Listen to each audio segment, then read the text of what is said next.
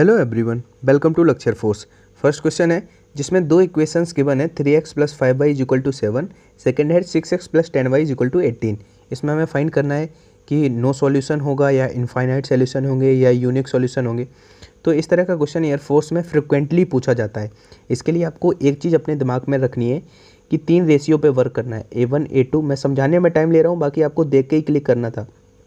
B1/B2 = C1/C2। अब इनमें क्या होता है, अगर तीनों ही रेशियो इक्वल आ जाएं तो आपका इसके इनफाइनाइट सॉल्यूशन होंगे। ठीक है, मेरी बात ध्यान से सुनते चलना और लिखते भी चलना। अगर तीनों ही रेशियो इक्वल आ जाएं तो इसके इनफाइनाइट सॉल्यूशन होंगे। और अगर इसका A1 बराबर नॉट, अगर शुरू के दो इक्वल ना हो तो इसका यूनिक सॉल्यूशन होगा। मतलब x और y की कोई एक ही वैल्यू निकलेगी। अगर यूनिक का मतलब x और y के एक एक वैल्यूज़ निकलेंगी अगर शुरू के दो इक्वल ना हो। और अगर लास्ट वाले दोनों इक्वल ना हो तो फिर इसके कोई सॉल्यूशन ही नहीं होंगे। यानी कि C1 ये अगर नॉट इक्वल टू हो जाएं लास्ट वाले दो, यानी कि y का कोफिशिएंट और कांस्टेंट, तो फिर आपका नो सॉल्यूशन होता है। मैंने आपको क्या बताया, आई होप आपने लिख लिया होगा। अब देखो, आपको रेशियो तो आई होप पता होगा, ए क्या होता है, x का कोफिशिएंट। रेशियो लिखना शुरू करें तो A1/A2 मतलब 3/6 = B1/B2 यानी कि 5/10 और लास्ट में कांस्टेंट मतलब C1/C2 मतलब 7/18। इसको आप मेंटली कर सकते थे, बस आपको देखना है ये रेशियो तो 1/2 आ गया, ये रेशियो भी 1/2 आ गया, लेकिन ये रेशियो इक्वल नहीं आया। और अगर लास्ट के दोनों का रेशियो इक्वल ना आए तो फिर उसका नो सॉल्यूशन होता है, मतलब कोई हल नहीं होता है। ठीक है, अगर शुरू के दो इक्वल ना आते तो फिर इसका यूनिक सॉल्यूशन होता, मतलब x और y की वैल्यूज़ हमारी क्या हो जाती, यूनिक सॉल्यूशन हो जाते, एक अद्वितीय। मतलब x की इन दोनों को जब सॉल्व करते तो x और y की एक एक वैल्यूज़ आती। और अगर तीनों ही रेशियो इक्वल हों, यानी कि 1/2, इसका भी मान लो होता है नीचे 14 होता, ठीक है, तो ये भी 1/2 आ जाता, तो फिर हमारे इसके इनफाइनाइट सॉल्यूशन होते। आई होप आपने ये तीनों बातें अपने लेवल से लिख ली होंगी कहीं, ये आपको डेफिनेटली एग्जाम में हेल्प करेंगी। इसमें आपको मीन और मीडियन गिवन है, आपको मॉड फाइंड करना है। एयरफोर्स के एग्ज़ाम में स्टैटिक्स से फ्रिक्वेंटली पूछे जाने वाला टाइप है और इसके लिए आप तीनों में एक रिजल्ट होता है, वो याद रखना कि जो मॉड होता है, बहुलक होता है, वो आपका होता है 3 × मीडियन - 2 × मीन। यानी कि इन तीनों चीज़ों में आपको कोई दो चीज़ें गिवन रहेंगी, एक चीज़ आपको फाइंड करनी होगी। जैसे इसमें हमें बहुलक निकालना है, ये फाइंड करना है, तो 3 × माध्यिका, माध्यिका का वैल्यू कितना है 6 - 2 × माध्य, माध्य कितना है 5। तो इसको डायरेक्ट हम फाइंड कर सकते थे 18 - 10, यानी कि A is the right answer. देखो, इसमें अगर बहुलक पूछा गया है तो फिर हमने ऐसे किया, हो सकता है मीन पूछता, माध्य पूछता, तो आपको बहुलक गिवन रहेगा और मीडियन गिवन रहेगी।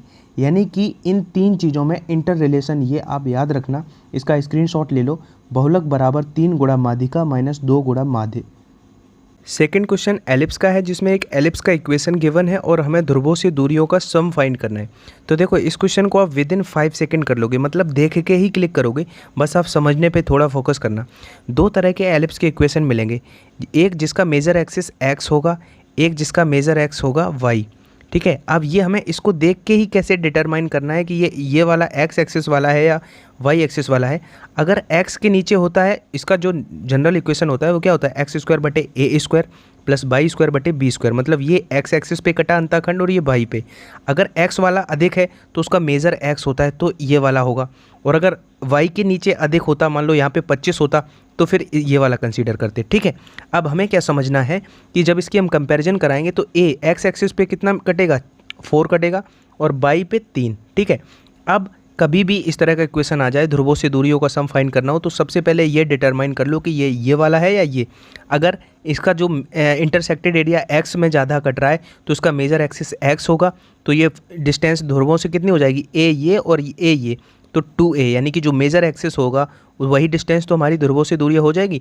तो इसमें 4 दूना 8, यानी कि C इसका राइट आंसर हो जाता। मेंटली कर सकते थे, मेरी बात समझने की कोशिश करो, आपको कैलकुलेशन मिनिमाइज़ करना सीखना है हमसे। ठीक है, अगर इसी क्वेश्चन में यहाँ पे मैं 25 कर देता हूँ, अब आपको बताना है कि ध्रुवों से दूरियाँ क्या होगी। तो आपने ये इक्वेशन देखी, आपने ये चीज़ देख के अपने दिमाग में ये घंटी बजानी है कि ये y एक्सिस का वाला होगा, इसका जो मेज़र होगा वो y एक्सिस होगा, क्योंकि y अक्ष पे कटा अंडाखंड अधिक है तो इसका मेज़र ये होगा। अगर मेज़र ये होगा तो इसका जो कंपैरिजन कराने पे ये 4 आएगा, a और b का मान 5 आएगा, तो 10 ऑप्शन यहाँ पे जो होता वो हमारा राइट आंसर हो जाता, ध्रुवों से दूरियों का योग। आई होप आपको समझ में आया होगा। थर्ड क्वेश्चन है जिसमें एक फंक्शन है 3x² + 6x - 9। तो हमें फाइंड करना है कि f(x) इंक्रीजिंग है इस इंटरवल में या डिक्रीजिंग है या इंक्रीजिंग है या डिक्रीजिंग है गिवन इंटरवल्स में। ईयर फोर्स में फ्रिक्वेंटली पूछा जाता है।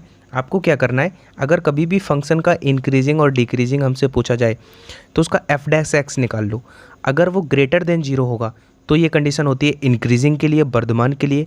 अगर f(x) 0 से छोटा होगा, लेस देन 0 होगा, ये कंडीशन होती है डिक्रीजिंग के लिए। अब हम चेक कर लेते हैं। तो चेक करने के लिए हम उसका डिफ्रेंशिएशन कर लेते हैं पहले। तो क्या हो जाएगा 6x + 6। तो डिक्रीजिंग के लिए चेक करें तो इसको हमें 0 से कम रखना है, यानी कि 6x इज़ लेस देन -6, यानी कि x इज़ लेस देन -1। इस कंडीशन को अगर देखें तो x का वो इंटरवल जो -1 से भी छोटा हो। -1 से छोटे का मतलब यही तो इसका रेंज हुआ, -∞ से -1 तक। ये सारी चीज़ें इसको फुलफ़िल कर रही हैं, यानी कि इसमें हमारा डी राइट आंसर हो गया। अब देखो इंक्रीजिंग क्यों नहीं हो सकता था, इंक्रीजिंग के लिए ये होना चाहिए था -1 से बड़ा। -1 से बड़ा होने का मतलब क्या हुआ आपका 1 to ∞। तो वो कोई भी हमें इन ऑप्शंस में रेंज नहीं दिख रही है इंक्रीजिंग के, ये तो और भी छोटी दिख रही हैं। तो इसलिए इस तरह से आप कभी भी अगर इंक्रीजिंग और डिक्रीजिंग का क्वेश्चन आएगा तो डी इसका राइट हो गया। उसका f(x) निकालना है और जल्दी से ऑप्शंस को हमें चेक करना था कि किस इंटरवल में हमारा क्या हो रहा है। तो इसमें डिक्रीजिंग ये वाली कंडीशन फुलफिल हो गई, तो इसलिए ये फंक्शन डिक्रीजिंग हो गया। आई होप समझ में आ गया होगा। फिफ्थ क्वेश्चन है जिसमें 3 + 4i का हमें वर्गमूल फाइंड करना है। मेरी बात ध्यान से सुनना, एयर फोर्स के पेपर में आपको बहुत टाइम बचा के देगी ये टेक्निक्स। अगर मैं आपसे कहता हूँ, पहले इन जनरल समझते हैं, अगर मैं आपसे कहूँ कि 16 का वर्गमूल क्या है, ऑप्शन आपको दूँ 2, 3, 4, 5, तो आप क्या इसका ये नहीं करोगे कि हम ऑप्शन उठा लें जिसका वर्ग करने पे हमें 16 मिल जाए, वो हम क्लिक कर दें। तो कितना जल्दी हम उठा सकते थे कि 4 का स्क्वायर 16 होगा। सिमिलर अप्रोच यहाँ पे हमें इम्प्लीमेंट करनी है। अगर कभी भी स्क्वायर रूट का क्वेश्चन आएगा, कोई एक कॉम्प्लेक्स नंबर होगा, उसका स्क्वायर रूट फाइंड करना होगा, तो आपको ऑप्शन पे एक नज़र दौड़ानी है, किसका वर्ग करने पे हमें ये मिल जाएगा। अब आपकी प्रैक्टिस अच्छी होगी तो आप देख के ही मार्क करोगे। जैसे हमने ए ऑप्शन उठाया, a² मतलब ये जब इसका 2 + i का वर्ग करेंगे और हमें अगर ये मिल जाएगा तो फिर मेरा आंसर हो जाएगा। तो a + b का स्क्वायर क्या होता है, a² मतलब 4 + b² मतलब i² + 2ab मतलब 4i। अब i² का मान होता है -1, यानी कि 4 - 1 + 4i हुआ, मतलब 3 + 4i हुआ। हमने हिट कर दिया, हमारा यही सेटिस्फाइड कर गया। और 99% केसेस में आपको ए ऑप्शन, मैं ये नहीं कह रहा हूँ कि ये एक तुक्का लगाने का, अगर आप जैसे सपोज़ ये उठाते, ये ए नंबर पे होता तो 2 का वर्ग 4 प्लस i² का मान -1 होता है तो माइनस प्लस हो जाता, 5 बना देता, तो 5 इसका जो हो नहीं सकता था। सिमिलरली आप मतलब ऑप्शन से करने की कोशिश और हैबिट डालोगे तो आप एग्ज़ाम में बहुत सारा टाइम बचा पाओगे। जैसे कि नेक्स्ट क्वेश्चन है, आपको क्या है कि एक आपको अवयव है उसका सममित, अगर सममित का क्या कंडीशन होता है कि ए जो होता है उसका a' उसके इक्वल होता है। ठीक है, इससे क्वेश्चन एयरफोर्स में बहुत पूछे जाते हैं। तो इसका a' कैसे उसको इक्वल करना है इसके a' के, मैं यहीं पे इसको इक्वल कर दे रहा हूँ। इसका a' निकालने के लिए इसके रो को कॉलम में कन्वर्ट कर देंगे, यानी कि 4 और x + 2, और इधर इसका जो 2x - 3 है और इसको x मतलब वर्टिकल को हॉरिजॉन्टल में कन्वर्ट कर देते हैं, वही तो डैश होता है। अब हमने इक्वल कर दिया। अब देखो इसका 4 के इक्वल हो गया, x + 1 के इक्वल हो गया। अब इन दोनों में किसी को इक्वल करके हम x की वैल्यू फाइंड कर सकते हैं। चाहे आप इसको इसके इक्वल कर दो तो x की वैल्यू आ जाएगी 5, चाहे आप x + 2 को इसके इक्वल कर दो तब भी x की वैल्यू 5 आ जाएगी। हमें सममित की कंडीशन बस पता होनी चाहिए थी कि उसका a जो होता है वो a' के इक्वल होता है। ठीक है, अब मैं कर दे रहा हूँ, सेकंड इसको कर देता हूँ, x + 2 को मैं इक्वेट करूँ, जब इन दोनों को इक्वेट करूँगा तो ये 2x - 3 के इक्वल हो जाएगा। x इधर जाएगा तो x बराबर कितना आ जाएगा 5। सिमिलरली आप ऐसे भी कर सकते थे कि इस वाले को इस वाले की इक्वेट करके, बाकी आपको बस ये कंडीशन बताना था मुझे। अगर कुछ प्रेक्षणों का मीन आपका 40 है, स्टैंडर्ड डेविएशन 8 है, तो उसका वेरिएशन कोफिशिएंट क्या होगा, विचरण गुणांक क्या होगा। तो इसके लिए डायरेक्ट जो आपका वेरिएशन कोफिशिएंट होगा उसको आप निकाल सकते हो। कैसे, आपको ऊपर रखना है स्टैंडर्ड डेविएशन, नीचे रखना है मीन, ठीक है, और इनटू 100, ये फॉर्मूला आप याद रखना। ठीक है, जो विचरण गुणांक होगा वो आपका मानक विचलन बटे माध्य गुणा 100। आप कर लो, स्टैंडर्ड डेविएशन कितना है, मानक विचलन है 8 बटे मीन कितना है 40 गुणा 100। अब इसको 8 को 40 से कट करोगे तो 5 बार कट हो जाएगा, और 5 से 100 20 बार, जो परसेंटेज आएगा वो 20% आएगा। इसमें कन्फ्यूजिंग चांसेस बहुत रहते हैं कि आप कहीं ऊपर का नीचे कर दो और कन्फ्यूज हो जाओ। तो इस तरह का आप स्क्रीनशॉट लेते चलो, जो भी आपको लगे नीडेड उनका स्क्रीनशॉट ले लो। एक बार बिफोर एग्ज़ाम उनको आप के की किस वैल्यू के लिए जो लाइंस हैं दो वो पैरेलल है। पहले हमें एक बात बताओ, दो लाइंस पैरेलल कब हो सकती हैं? अगर ये लाइन और ये लाइन पैरेलल है, मतलब उनकी स्लोप्स, उनकी प्रवणताएं, उनका ढलान बिल्कुल इक्वल होना चाहिए। मान लो ये लाइन है, इसका मान लो ये इतना ढलान है, इस इतना ही ढलान अगर एक और लाइन में होगा तभी तो वो प्लेन वो आपकी पैरेलल हो पाएंगी। मतलब उनकी स्लोप्स को इक्वल कर दो। कभी भी दो लाइंस पैरेलल कहे और कोई एक अननोन उसमें के हो, उसको फाइंड करना हो, तो उनकी स्लोप्स को इक्वल कर दो। प्रवणता क्या होता है? इसकी स्लोप, इसका ढलान, इसकी प्रवणता क्या होता है?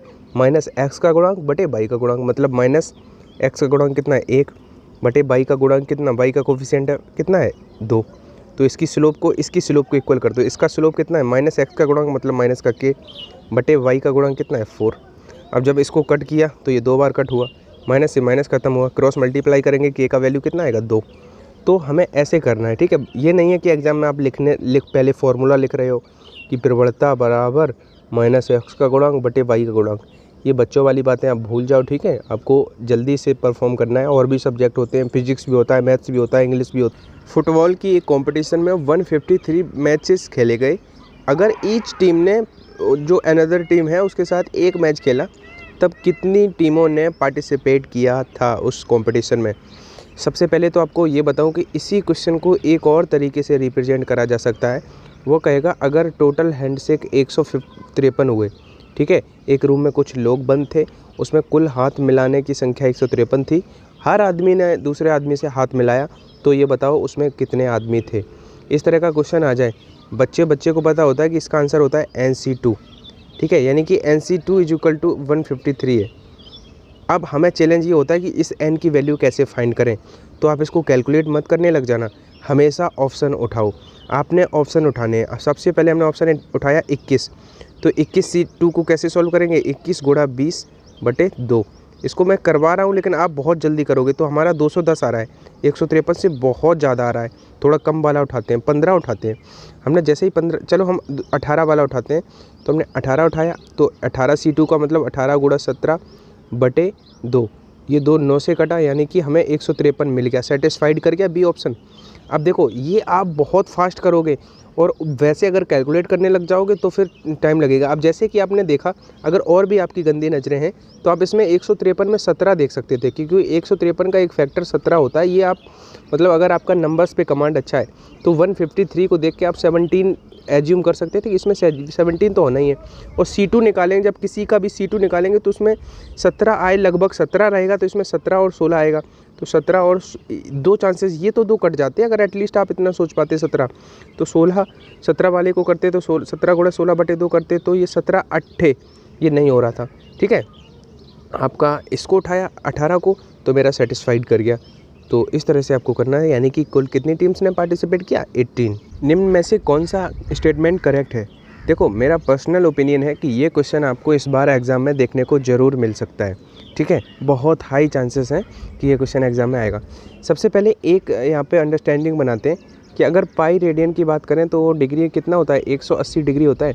ये बच्चे को पता होता है कि पाई रेडियन जो होता है वो 180 डिग्री होता है। अगर एक रेडियन की बात करेंगे तो वो 180 बटे पाई हो जाएगा।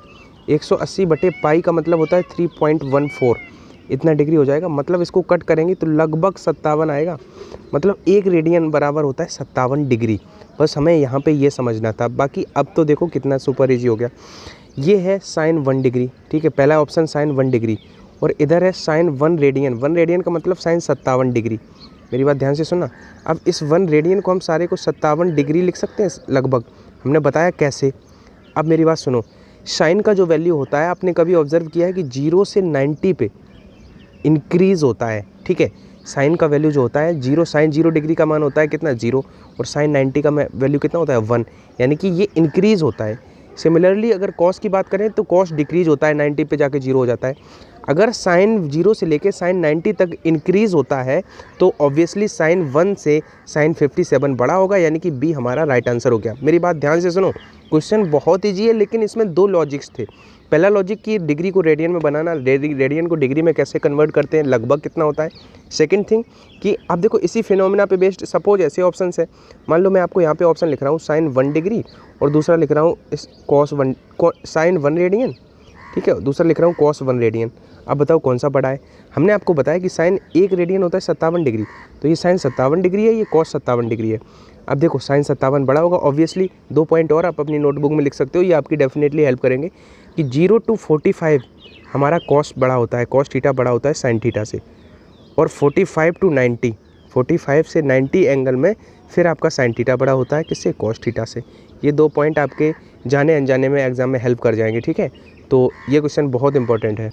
एक पॉलिनोमियल है, एक बहुभुज है जिसमें 44 डायगोनल है, ठीक है, तो इसकी नंबर ऑफ साइड, इसकी भुजाओं की संख्या क्या होगी। एक बात मैं आपको बताऊं, इस वीडियो में मैं जितने क्वेश्चन आज करा रहा हूं इनकी हाई प्रोबेबिलिटी है कि ये क्वेश्चन एग्जाम में दिखने को मिलेंगे, ठीक है, बहुत हाई प्रोबेबिलिटी है। जैसे कि नंबर ऑफ डायगोनल बिकर्ड की संख्या देगा और नंबर ऑफ भुजाओं की संख्या पूछेगा, तो क्या होता है इसके लिए फॉर्मूला NC2 - n, ये होते हैं आपके क्या, नंबर ऑफ डायगोनल, बिकर्डों की संख्या। किसी पॉलिनोमियल में, किसी बहुभुज में जो बिकर्डों की संख्या होगी उसका फॉर्मूला होता है NC2 - n। लेकिन हमें इससे मतलब नहीं है, हमें इसके लिए एक और डायरेक्ट रिजल्ट पता हो कि n-3/2, ये इसी का आपका इसी से आएगा, लेकिन ये हमें याद होना चाहिए, मैंडेटरी है अगर एग्जाम में आप टाइम बचाना चाहते हो। n-3/2 बराबर, इसको हम बिकर्डों की संख्या के डायरेक्ट इक्वल करेंगे, फिर हम इसको भी कैलकुलेट नहीं करेंगे, अब हम ऑप्शंस उठाएंगे। हमने 9 उठाया, जल्दी से उठाया 9 में से 3 गया, कितना बचा हमारा, बचा 9 में से 3 गया 6, तो 54/2 कभी नहीं हो सकता 44। फिर हमने 10 उठाया, 10 में से 3 गया 7, 70/2 35 नहीं हो सकता। 11 उठाया, 11 और 11 में से 3 गया 8 का फोर्स कट गया, 44 आ गया, सेटिस्फाइड कर गया। तो आपकी इस तरह की नज़रें होना चाहिए कि आपने इतना जैसे ही लिखा n-3/2, अब आप इसको अगर कैलकुलेट कर रहे हो क्रॉस मल्टीप्लाई करके, तो फिर आप बेवकूफ़ी कर रहे हो, क्योंकि अगर इसके बटे 1 में मान के क्रॉस मल्टीप्लाई करोगे तो it will take minimum 2 minute, ठीक है, 1 मिनट तो लग ही जाना है। लेकिन अगर आपके पास गंदी नज़रें हैं तो आप उन नज़रों का फिर उठाओ, यूटिलाइज़ करो। 9 उठाया, 1 सेकंड में पता लग जाएगा 9 नहीं हो सकता, 10 तो हो ही नहीं सकता, आपका 11 सेटिस्फाइड कर गया। और ये 44 और 11 का तो ऐसा क्वेश्चन है कि पता नहीं एयरफोर्स को इससे क्या लगाव है कि एयरफोर्स 44-11 वाला क्वेश्चन ये बिकर्ड लड़के को बच्चे को रटा है। तो अब मुझे ऐसा लगता है कि अब डेटा चेंज करेगा एयरफोर्स, अब यहाँ पे बिकर्डों की संख्या कुछ और होगी डेटा फ्रेम करके, और नंबर ऑफ साइड कुछ और होगी, ठीक है। अब ये याद हो गया बच्चों को, इसलिए वो भी जानना चाहेगा कि, और एक बात और बताऊँ, एक वो अभी मैं आगे शायद मैंने लिया है, 1 और ओमेगा स्क्वायर, ये क्यूब रूट ऑफ यूनिटी है, तो फिर इस चीज़ की वैल्यू हमें फाइंड करनी है। इसको एक बार पॉज करके आप लोग खुद ज़रूर करना और बताना कि आपको कितना टाइम लगा। देखो ये इंपॉर्टेंट क्वेश्चन है, इस क्वेश्चन में हम क्या कर सकते हैं, टेक्निक वो आप अब प्रैक्टिस से ही आएगा, ये कोई मैंने रटा हुआ नहीं है। अगर आपकी प्रैक्टिस है, आपने ऑब्जर्व करा चीज़ों को, तो हमने ओमेगा से मल्टीप्लाई और ओमेगा से डिवाइड कर दिया, दोनों अंश और हर में। ये हमने क्यों किया, देखो ऊपर वाला तो अगर ओमेगा क्यूब है तो उसका मान कितना होता है 1, यानी कि ओमेगा की पावर 6 है, उसका मान भी 1 होगा। सिमिलरली अगर ओमेगा की पावर 3 का मल्टीपल है, 3 का इवन मल्टीपल है, तो फिर 3 का कोई भी मल्टीपल है तो उसका वैल्यू 1 होगा। यानी कि पूरा ओमेगा की पावर 6 हमें 1 दे देगा, मतलब ऊपर बचा a + b, ओमेगा क्यू 1 दे देगा और ओमेगा 1 बचेगा, क्योंकि पावर 4 थी तो 3 से तो 1 मिल गया, प्लस c ओमेगा स्क्वायर, इतना बचा। हमने अपने मन से क्या किया, ओमेगा से गुणा कर दिया और ओमेगा से डिवाइड कर दिया। डिवाइड वाले का अंदर गुणा भी करना है, तो b ओमेगा हो जाएगा, b omega plus c omega की पावर 10 है और ये एक और जाएगा अंदर तो 11 हो जाएगा। 11 में 9 ख़त्म हो जाएंगी, किससे, 9 का मतलब 1 हो जाएगा, तो ओमेगा स्क्वायर बचेगा, प्लस यहाँ 8 थी, एक और आ गया, 9 हो गया, 9 पावर मतलब 3 का मल्टीपल बन गया, मतलब वो 1 हो गया, मतलब a बचा। तो हमें इतना काम करने से ये पूरी चीज़ से कैंसिल हो गई। केवल हमने कितना करा कि ओमेगा से मल्टीप्लाई और डिवाइड कर दिया, तो मेरा आंसर फाइनली कितना आ गया, ओमेगा। अच्छा क्वेश्चन था, ऐसे और कराऊंगा मैं 1-2 क्वेश्चन, जैसे जैसे आप प्रैक्टिस मेरे साथ करोगे तो यू विल रियलाइज़ कि मतलब ये कुछ ऐसे क्वेश्चंस होते हैं, इनकी मैं हाई प्रोबेबिलिटी वाले क्वेश्चन करा रहा हूँ। मेरी फर्स्ट क्लास है तो ये ऐसी क्लास है जिसमें आपको ये एक आइडिया लगेगा कि मतलब अगर इसका क्वेश्चन आता है तो इसमें किस तरह की टेक्निक्स आप इम्प्लीमेंट कर सकते हो। 3 डाइस हैं वो फेंके गए हैं, उन पे सेम संख्या आने की प्रोबेबिलिटी क्या है, 3 डाइस हैं, ठीक है। अगर उन पे सेम संख्या है तीनों पे, यानी कि अगर इस पे 1 आया है तो उस पे भी 1 आए, उस पे भी 1 आए, सिमिलरली 2 2 2 आए तीनों पे, ऐसे कितने, या फिर 3 3 3 आए। मैं लिख दे रहा हूँ एक बार समझाने के लिए, बाकी आपको लिखना नहीं है। ये बहुत अच्छा क्वेश्चन है। या 5 5 5 आए तीनों पे, या 6 6 6 आए तीनों पे, एक ही संख्या है सेम आए, तो इसके लिए पॉसिबिलिटी कितनी है? क्या हमें लिखने की नीड थी? 1 2 3 4 5 6 पॉसिबिलिटी है, तो क्या हमें ये लिखना था? ये सैम्पल स्पेस बनाने की नीड थी? ये इतना अच्छा क्वेश्चन है कि अगर सेम आएगा तो पॉसिबिलिटी कितनी हो जाएंगी? 6। क्या होता है प्रोबेबिलिटी? क्या होता है? पॉसिबिलिटी बटे टोटल। और अगर एक डाइस फेंका जाता है तो नीचे 6 आता है, 2 डाइस फेंके जाते हैं तो 6 की पावर 2 आता है, 3 डाइस फेंके गए तो 6 की पावर 3 आएगा, 4 फेंके जाएंगे तो 6 की पावर 4 आएगा। तो ऐसे अगर हम कट करेंगे इसको तो 1/6 की पावर 2 बचेगा नीचे 3 से, तो 1/36, यानी कि डी हमारा राइट आंसर है। ये बहुत इंपॉर्टेंट क्वेश्चन है, हो सकता है एज इट इज़ आपको देखने को मिल जाए। यदि 28C2R इक्वल है 28C2R - 4 के, तो R की वैल्यू फाइंड करनी है। कॉम्बिनेशन का बहुत अच्छा रिजल्ट मैं लिखने जा रहा हूँ। अगर आपका कभी भी NCX इक्वल हो NCY के, तो आप डायरेक्ट लिख सकते हो x + y = n, ठीक है। सिमिलर अप्रोच से ये क्वेश्चन आप विद इन 5 सेकंड कर पाते अगर आपकी इन कॉम्बिनेशन के ऐसे 8 से 10 फार्मूले होते हैं, इन पे कमांड है। देखो 28C2R है जो 20, मैं लिख रहा हूँ बाकी समझाने के लिए, बाकी क्वेश्चन तो हो चुका है। 28C2R है, ये किसके इक्वल है? 28C2R - 4 के। तो आप इन दोनों के सम को 28 के बराबर लिख सकते हो। मतलब हम डायरेक्ट इस क्वेश्चन को देख के लिख सकते थे कि 2R + 2R - 4 = 28, यानी कि 4R = 28 में से उधर 4 जाके जुड़ जाता तो 32 बन जाता, ठीक है। तो इसको 4 से कट करते तो हमारा 8 बार कट हो जाता, यानी कि B is the right answer. और एक बात आपको पता है कि मैथ में क्या होता है कि फ़ोन की स्क्रीन पे मैनेज करना पॉसिबल कम होता है, क्योंकि मैथ में बहुत सारी कैलकुलेशन होती है। फिजिक्स का तो ऐसा है कि चलो उसमें समझाने वाला चीज़ पोर्शन ज़्यादा होता है और जो रिटन वर्क होता है वो कम करना पड़ता है, उसमें हमें समझने पे फोकस करना है। मैथ ऐसा सब्जेक्ट है जिसमें अब मैंने कोशिश करी है कि एग्ज़ाम तक इस 1 महीने में ऐसा नहीं है कि फ़िज़िक्स बंद कर दूंगा, लेकिन मैथ की वो चीज़ें आप तक डिलीवर कर दूंगा जिनसे आप एटलीस्ट पास हो जाओ, जो बिल्कुल भी कहीं से नहीं पढ़े हैं। और अगर इस 1 महीने में कंसिस्टेंसी के साथ इन सारे वीडियोज़ को, मैथ की जो अपकमिंग वीडियोज़ होंगी, इनको फॉलो कर लेंगे तो इनमें ऐसी कुछ स्टैटिक चीज़ें दूंगा जिनसे क्वेश्चन, मेरा हर वीडियो आपको 2 क्वेश्चन दे रहा होगा। आज के वीडियो से आपको क्या लगता है कमेंट सेक्शन में ज़रूर बताना। अगर आप लोग पेपर देते रहते हो तो आपको पता होगा कि किस तरह का लेवल आता है एयरफोर्स में। बाकी जो जैसे समाकलन के जो क्वेश्चन है, पता है आपको फ़ोन की स्क्रीन पे नहीं लगा पाऊंगा, यहाँ पे पेन टैब होता तब मैनेज कर लेता। तो बाकी जो जिस तरह के स्टैटिक जो चीज़ें हो गई, तो उन पे मैं इस तरह की आपको चीज़ें डिलीवर करूँगा टिल एग्ज़ाम, कि अगर आप इतना ही कर लेते हो सिर्फ, ठीक है, जो बिगिनर है, मतलब अभी तक कहीं से नहीं पढ़े, सिर्फ इतना कर लेते हैं तो फेल नहीं होंगे मैथ में। इतनी मैं कोशिश करूँगा। बाकी ये हो पाता है या नहीं, आप लोग अप्रिशिएट करते हो या नहीं, मुझे नहीं पता, क्योंकि मेरा पहला वीडियो है। अब पता नहीं किस तरह का रिस्पॉन्स आए, कल से मुझे क्या पता बंद करना पड़े, केवल फिजिक्स ही कंटिन्यू करना पड़े, तो वो चीज़ें आप पे डिपेंड करती हैं। मैं वेट करूँगा आपके रिस्पॉन्स का।